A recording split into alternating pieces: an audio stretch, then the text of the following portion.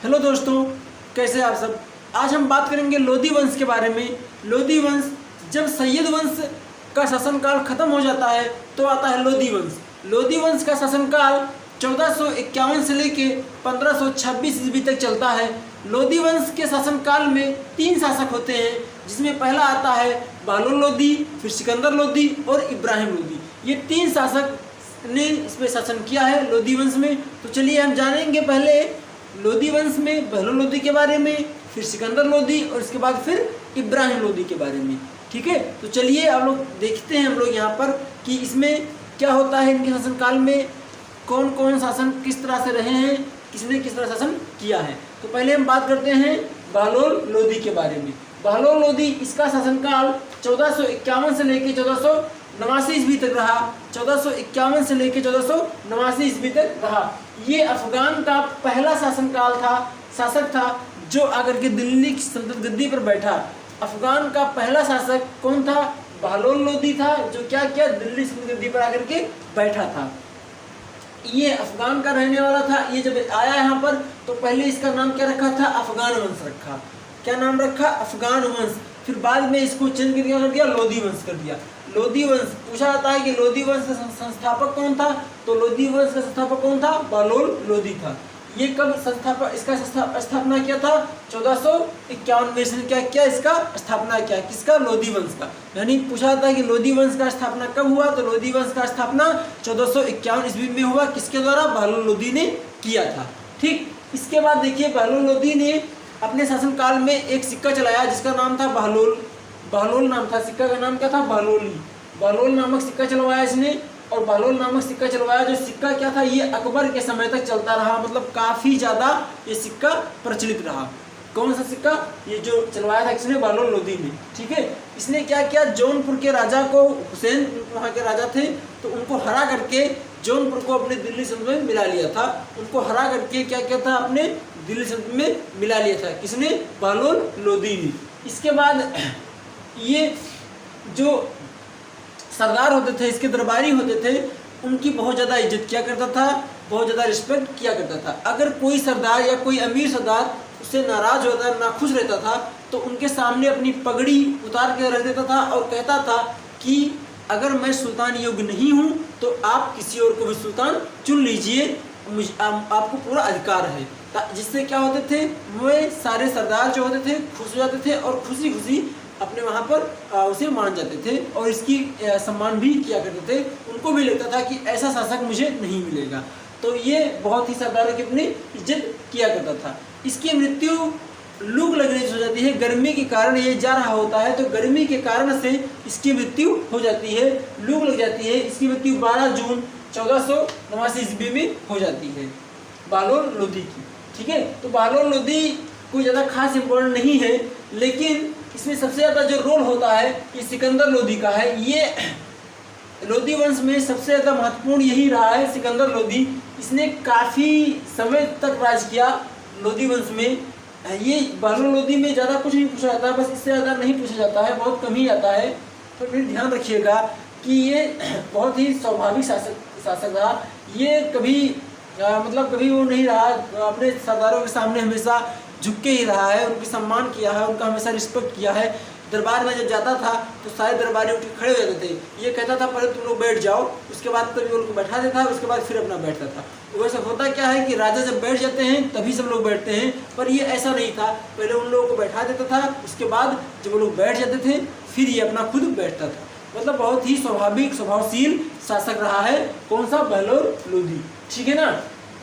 तो ये रहे कुछ बहलोल लोधी के बारे में। अब हम देखते हैं सिकंदर लोधी। सिकंदर लोधी ये सबसे महत्वपूर्ण रहा है लोधी वंश में। लोधी वंश के शासनकाल में सबसे ज़्यादा राज करने वाला, सबसे ज़्यादा शासन करने वाला शासक यही रहा है, सिकंदर लोधी।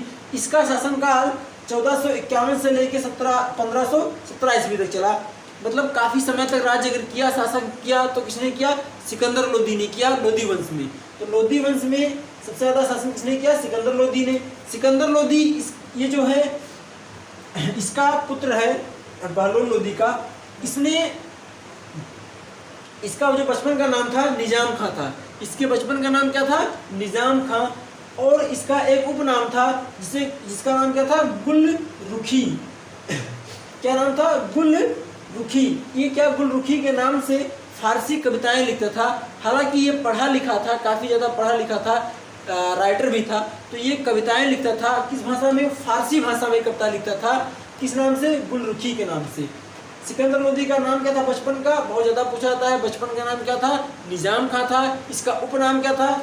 गुलरुखी नाम था। इस नाम से क्या करता था ये? इस नाम से ये कविताएं लिखता था फारसी भाषा में। ठीक है ना।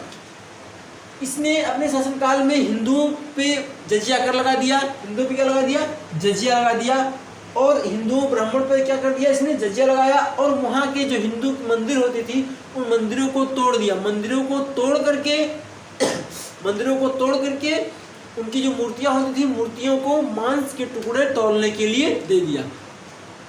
देखिए यहाँ पे धर्मनिरपेक्ष था ये। धर्म के जैसे इसकी माता जी जो थी वो हिंदू थी, पिता जो थे ये मुस्लिम थे। तो ये अपने आप को मुस्लिम साबित करने के लिए कि मैं कट्टर मुस्लिम हूँ, इसके लिए इसने ऐसा कुछ कदम उठाया ताकि मैं साबित कर सकूँ कि मैं कट्टर मुस्लिम हूँ। ठीक है ना, क्योंकि माता जी हिंदू थी और पिताजी मुस्लिम थे, इसलिए। तो इसने हिंदू पे क्या लगा दिया? जजिया लगाया।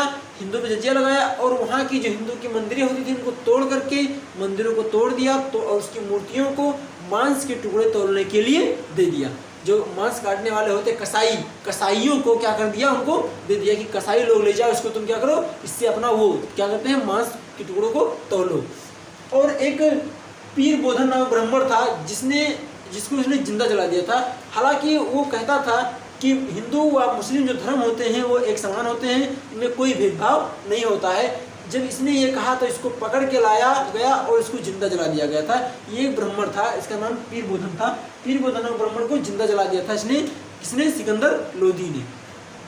इसके बाद देखिए यहाँ यमुना तट पर क्या करते हैं? प्रतिबंध लगा दिया। यमुना तट पर जो हिंदू लोग स्नान करते थे, पूजा पाठ करते थे, उस पर प्रतिबंध लगा दिया। कहा यहाँ स्नान ये लोग नहीं करेंगे, इन लोग को स्नान करने यहाँ नहीं दिया जाएगा, प्रतिबंध लगा दिया गया था। हालांकि इसने सिर्फ हिंदुओं के लिए ही नहीं प्रतिबंध लगाया, मुस्लिमों के लिए ही प्रतिबंध लगाया। जो ताजिया होती हैं, जो ताजिया रखी जाती हैं, इस पर क्या कर दिया? प्रतिबंध लगा दिया। क्योंकि वहाँ जो सिया लोग होते थे, इसमें कई जात होते हैं मुस्लिम में, एक सिया भी होते हैं। तो सिया लोग जो होते थे वो सिया लोग क्या करते हैं? मुहर्रम के दिन, जो मुहर्रम होता है, ताजिया रखी जाती है, उसके दिन अपने सर पे कोड़ा मारते हैं, इधर से बहुत ज़्यादा कोड़ा मारते हैं, उसको तलवार से मारते हैं। पूरा मतलब लाल पीला अपने आप को बर्ती बना रहता है, कपड़ा से निकाल देंगे, सारे कपड़े उतार करके बहुत ज़्यादा मारेंगे। उनका पूरा खून हो जाता है, खून बहने लगता है, लेकिन कभी मारना बंद नहीं करते हैं। तो इस वजह से इसने क्या किया था? इस पर प्रतिबंध लगा दिया था कि ताजिया नहीं रखा जाएगा। किसने? सिकंदर लोदी ने। ठीक है ना। तो इसने क्या किया? पीर बोधन को जिंदा जला दिया था। यमुना पर क्या कर दिया? प्रतिबंध लगा दिया। और ताजिया पर भी क्या कर दिया? प्रतिबंध लगा दिया था। ठीक है ना। सिकंदर लोदी ये एक पैमाना बनाया था जिसका नाम क्या था? गजे सिकंदरी। पैमाने का नाम क्या था? गजे सिकंदरी नाम था। गजे सिकंदरी इसने एक पैमाना चालू किया जो क्या कहते हैं, जो लंबाई नापने, भूमि नापने के लिए, क्या नापने के लिए? भूमि नापने के लिए इसका उपयोग किया जाता था। किसका उपयोग? गजे सिकंदरी का, भूमि नापने के लिए। भूमि नापने के लिए इसका उपयोग किया जाता था। इसमें गजे सिकंदरी में कितने इंच? 32 इंच होते हैं, यानी 39 अंगुल। अंगुल जानते होंगे सभी लोग ना, अंगुल मतलब इसे ये एक अंगुल, ये एक अंगुल हुआ, फिर 2 अंगुल, 3 अंगुल, 4 अंगुल, मतलब जितनी उंगली उतने अंगुल, यानी कितने अंगुल? 39 अंगुल। Inch 32 inch. 32 इंच बराबर 1 गजे सिकंदरी। 32 इंच बराबर 1 गजे सिकंदरी। ये क्वेश्चन पूछा जाता है कि कितने इंच बराबर 1 गजे सिकंदरी होता है। ध्यान रखिएगा, 32 इंच बराबर 1 गजे सिकंदरी होता है। तो सिकंदर लोदी ने क्या किया? गजे सिकंदरी एक पैमाना बनाया जो भूमि नापने के लिए उपयोग किया जाता था। सबसे मेन काम इसने क्या किया? ध्यान रखिएगा, सबसे मेन काम ये जो था, इसने आगरा शहर की क्या करी? स्थापना की। ये इसने बसाया था, किसने? आगरा शहर बसाया था। किसने बसाया था? सिकंदर लोदी ने बसाया था आगरा शहर। और बसाया ही नहीं था, आगरा शहर बसाने के साथ साथ इसने अपनी राजधानी बना ली। किसने? सिकंदर लोदी ने क्या की? अपनी राजधानी बना ली आगरा में ही। वैसे दिल्ली थी, दिल्ली से हटा कर क्या किया इन्होंने? अपनी राजधानी आगरा बना ली। कब? 1506 ईस्वी में। 1506 ईस्वी में इसने क्या किया था? आगरा को अपना राजधानी बना लिया था, वहाँ का शहर बसा करके। ठीक है ना। तो ये पॉइंट ध्यान रखिएगा कुछ सिकंदर लोदी के। तो सिकंदर लोदी के कुछ ये पॉइंट रहे जो आपको ध्यान रखना है। इसने क्या किया था? इसने हिंदू पे जजिया कर लगाया, मंदिरों को तोड़ा और पीर बोधना ब्राह्मणों को जिंदा जला दिया। और यमुना पर प्रतिबंध लगाया, तहजिया पर प्रतिबंध लगाया, फिर गजनी सिकंदरी की स्थापना की, मतलब पैमाना बनाया। इसके बाद आगरा शहर बसाया और उसकी राजधानी वहीं पर बना ली। इसका बचपन का नाम क्या था? निजाम खां था। और इसके उपनाम क्या था? गुल रुखी नाम था। जिससे क्या किया था इसने? जिससे कविताएं लिखता था। किस भाषा में? फारसी भाषा में। तो ये थे कुछ सिकंदर लोदी के बारे में जो आप लोग को लिखना है। देखिए मैं यहाँ से समझा रहा हूँ, अगर आप लोग को नोट्स चाहिए तो ग्रुप पे जितने लोग जुड़े हुए हो मैं वहाँ पे PDF बना करके नोट्स प्रोवाइड कर दूंगा। आप लोग यहाँ समझ लीजिए, समझने के बाद तो आपको नोट्स दे दिया जाएगा इसका अच्छे से कि लिखना कैसे, किसके बारे में, मैं PDF सेंड कर दूंगा, ठीक है ना। तो आप यहाँ समझने का प्रयास कीजिए सिर्फ बस। नोट्स के चक्कर में मतलब ये बहुत सारे बच्चे ये कह रहे हैं कि सर आप नोट्स नहीं दे रहे हैं, हम लोग एग्जाम में कैसे लिखेंगे। तो आप उसका टेंशन ना लो, जो नोट्स होगा वो आपको प्रोवाइड कर दिया जाएगा PDF के द्वारा आपके ग्रुप पर, ठीक है ना। तो इसके टेंशन नहीं लेंगे आप लोग, यहाँ पर सिर्फ समझने का प्रयास कीजिए। तो उम्मीद करता हूँ कि आप बहलोल लोदी और सिकंदर लोदी समझ गए होंगे दोनों चीज़ों को, कि इसमें इनके शासनकाल में क्या हुआ, इनके शासनकाल में क्या हुआ था। खैर सबसे ज़्यादा महत्वपूर्ण आपको ध्यान रखना है, सबसे ज़्यादा इंपॉर्टेंट जो है वो सिकंदर लोदी है। सिकंदर लोदी ये सबसे अच्छा शासक था, सबसे ज़्यादा शासन करने वाला रहा लोदी वंश में, इसलिए इसको ध्यान रखना है, ठीक है ना। अब चलिए बात करते हैं इब्राहिम लोदी की। इसकी मृत्यु जब हो जाती है 1517 में इसकी मृत्यु हो जाती है। जब इसकी मृत्यु हो जाती है तो इसकी गद्दी पर बैठता है कौन? इब्राहिम लोदी। इब्राहिम लोदी आता है, बैठता है इसकी गद्दी पर, आगरा की गद्दी पर बैठता है इब्राहिम लोदी। इब्राहिम लोदी का शासनकाल कब से कब तक है? 1517 से लेकर 1526 तक। ये ज़्यादा देर तक शासन नहीं कर पाया था। जैसे ही इसकी मृत्यु हुई, फिर जैसे ये इब्राहिम लोदी दिल्ली से गद्दी बैठता है, इसका युद्ध होता है राणा सांगा से। राणा सांगा से युद्ध होता है जहाँ पे ये पराजित हो जाता है। अब ये यहाँ पे हार चुका था, लेकिन दिल्ली सल्तनत गद्दी को छीन नहीं पाए थे।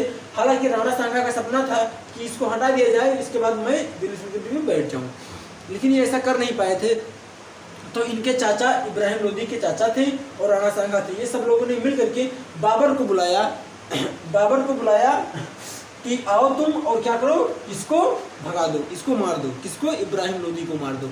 इन लोगों को यह लगा था कि ये मेहमान की तरह आएंगे और इसको मार करके इब्राहिम लोदी को चले जाएंगे। लेकिन जब बाबर यहाँ आया और देखा, दिल्ली को देखा, और दिल्ली को देखने के बाद इब्राहिम लोदी को मार दिया, तो इस लोगों ने कहा तुम जाओ। तो ये कहा हम जाएंगे नहीं, हम यहीं रहेंगे। इसने? बाबर ने। तो बाबर क्या करने लगा? यहीं पे शासन करने लग गया और पानीपत के युद्ध में क्या कर दिया था? इसने मार दिया था। कब मारा था? 1526 ईस्वी में मारा। किसने मारा था?